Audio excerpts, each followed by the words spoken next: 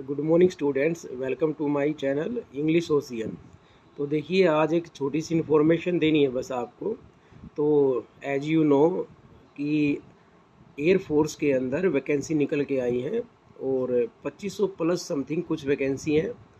तो देखिए, पोस्ट का नाम क्या है।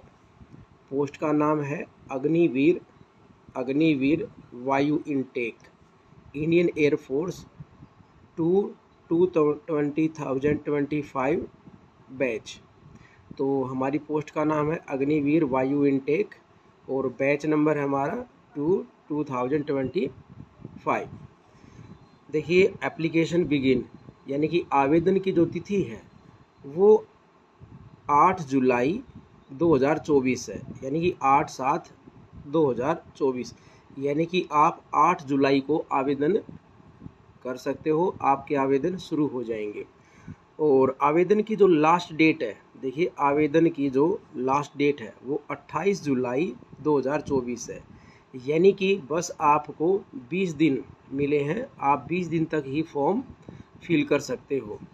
एक चीज़ और ध्यान रखना, देखिए पे एग्जाम फ़ी लास्ट डेट और आपको जो फीस पे करनी है, आपको जो ऑनलाइन फ़ीस पे करनी है उसकी लास्ट डेट भी सेम है, 28 ही दे रखी है। तो कई बार बच्चा क्या करता है कि सोचता है कि 2-3 दिन बाद भी फीस हम पे कर सकते हैं। तो लास्ट डेट फॉर्म की और फीस की लास्ट डेट सेम है, 28 को। तो मैंने क्या कहा, आप 8 जुलाई को आवेदन शुरू हो जाएंगे आपके और 28 जुलाई तक आपके आवेदन चलेंगे। बस 20 दिन का ही आपको टाइम दिया गया है। और एग्ज़ाम डेट कब की है, देखिए एग्ज़ाम डेट जो है 18 अक्टूबर 2024, यानी कि 18 अक्टूबर को आपके एग्ज़ाम हो जाएंगे। तो अप्रोक्सीमेट आपको प्रिपरेशन का लगभग 2.5 महीने का ही टाइम दिया गया है, ये भी ध्यान रखना। तो आप इसी टाइम के अकॉर्डिंग अपना शेड्यूल बनाना और इसी के अकॉर्डिंग आप अपनी प्रिपरेशन करना। देखिए फिर एप्लीकेशन फ़ी, अब जो फ़ी स्ट्रक्चर्स है, तो देखिए general, OBC, EWS, SC, ST fees सभी के लिए क्या है, सेम है। 550 रुपये फ़ीस रखी गई है। और जो फ़ीस का मोड है, आप फ़ी किसके थ्रू पे करोगे, तो आप डेबिट कार्ड के थ्रू फ़ी पे कर सकते हो, क्रेडिट कार्ड के थ्रू या नेट बैंकिंग के थ्रू आप फ़ीस पे कर सकते हो। उसके बाद एज लिमिट देखिए, आपकी एज 17.5 साल से 21 साल तक होनी चाहिए।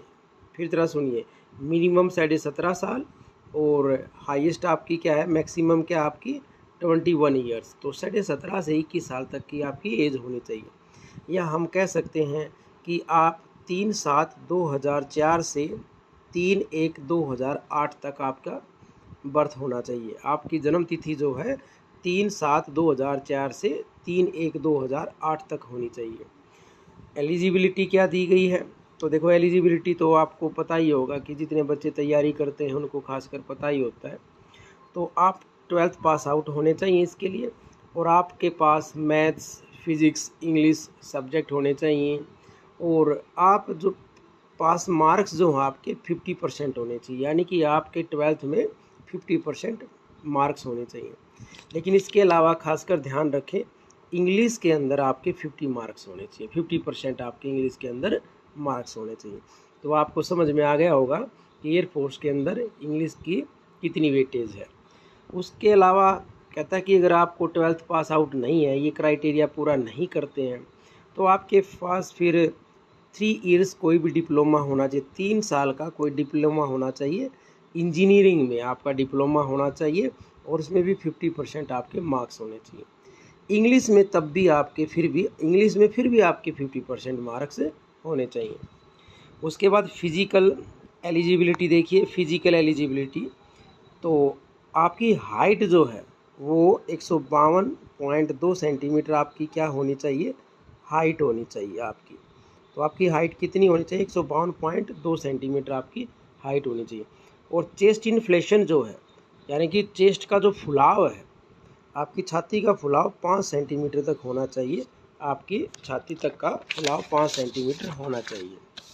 इसके अलावा देखिए हाउ टू फिल, अब फॉर्म को कैसे फिल करेंगे, तो ये थोड़ा सा एक छोटा सा इंस्ट्रक्शन से याद रखिए, बाकी तो आप कर लोगे। तो आपका पासपोर्ट साइज़ फ़ोटो होना चाहिए, अब पासपोर्ट साइज़ फ़ोटो ऐसा नहीं कि आपने 6 महीने पहले, 5 महीने पहले, 2 साल पहले का है। देखो ये लिख रखा है नोट बिफोर जून 2024। तो आपका पासपोर्ट साइज़ फ़ोटो रिसेंट होना चाहिए, जून से पहले का नहीं होना चाहिए। और इस फ़ोटो का साइज़ भी देखिए 10 KB से लेकर 50 KB तक का उस फ़ोटो का साइज़ होना चाहिए। उसके अलावा एक चीज़ और ध्यान रखना चाहिए, लाइट बैकग्राउंड होना चाहिए, लाइट बैकग्राउंड। और आपकी चेस्ट पर एक स्लेट होनी चाहिए, ब्लैक कलर की आपकी एक स्लेट होनी चाहिए, और उस स्लेट पर आपका नेम लिखा होना चाहिए, और जिस डेट को आपका फ़ोटो हुआ है वो डेट होनी चाहिए मेंशन उस पर, ठीक है। और वो भी किससे, written with white chalk, white chalk से आपका नेम और डेट लिखी होनी चाहिए।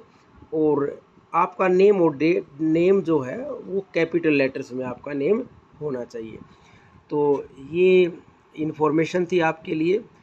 तो अब एयरफोर्स के अंदर कैसा एग्जाम पैटर्न रहेगा, कुछ बदलाव किया गया है, नहीं किया गया है, किस में से कितने क्वेश्चंस आएंगे, क्या क्वेश्चंस आएंगे, कितने नंबर के क्वेश्चंस आएंगे, तो एग्जाम पैटर्न को लेकर हम नेक्स्ट वीडियो में डिस्कस करते हैं।